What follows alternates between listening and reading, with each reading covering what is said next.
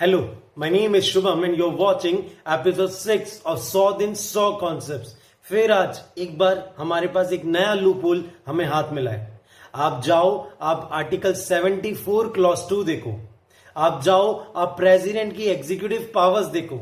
Always you have discussed about yourself, always you talk about yourself, but this time the president is in the picture in our video.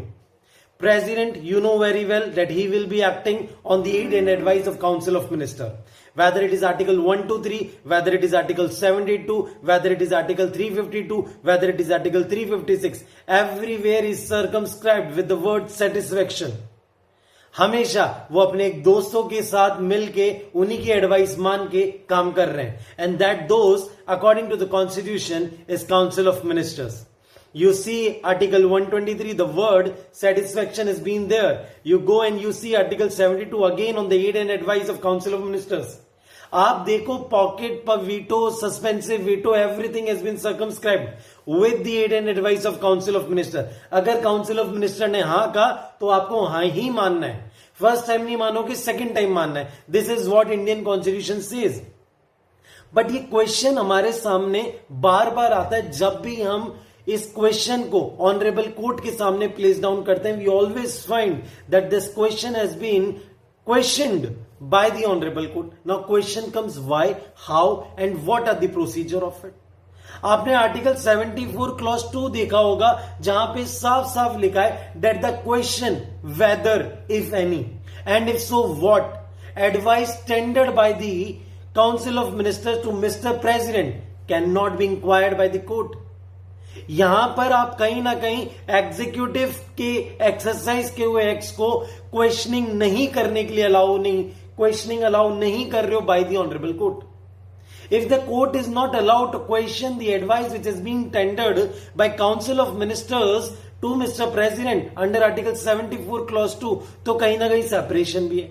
But still हम ये question कर रहे हैं. यही तो loophole है, क्योंकि जब सारा काम प्रेसिडेंट ना करके काउंसिल ऑफ मिनिस्टर्स पे कर रहे हैं तो कहीं ना कहीं हम इन लॉस को चैलेंज नहीं कर पाएंगे, because 74 clause 2 is there. But do not worry, brothers, because we have resorted to a judgment of SR Bommai. अगर आप आर्टिकल 74 देखोगे, वहां पे लिखा है if whatsoever the advices, how many advices you have tendered doesn't matter.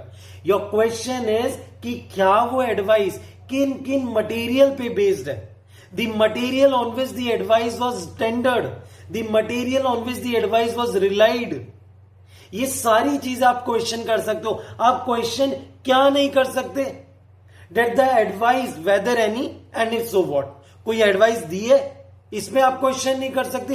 किस तरीके की एडवाइस दी है, आप उसमें क्वेश्चन नहीं कर सकते. You may not object to the subjective of the diet, but आप ऑब्जेक्टिव सेटिस्फैक्शन तो देख सकते हो, आप प्राइमा फेसाई तो देख सकते हो. This is what honourable supreme court has the power. It is nowhere mentioned in the Constitution of India.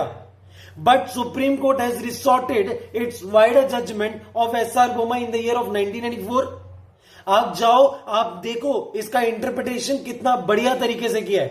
The Article 74 Clause 2 somewhere limits the power of judicial review या prohibits the power of judicial review.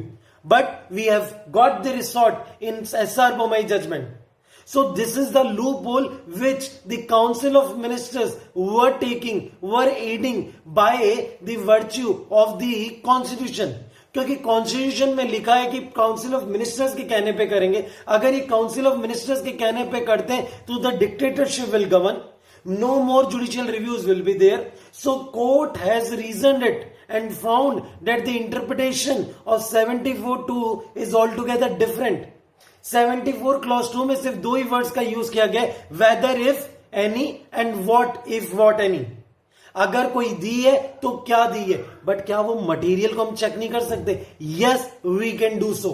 So there are many loopholes which we'll be finding in this constitution, in the other laws, and we'll be making those short videos on the same two loopholes so that we'll be able to reach to you. So make sure that you go and check the playlist of this channel. Thank you. Jai Samvidhan.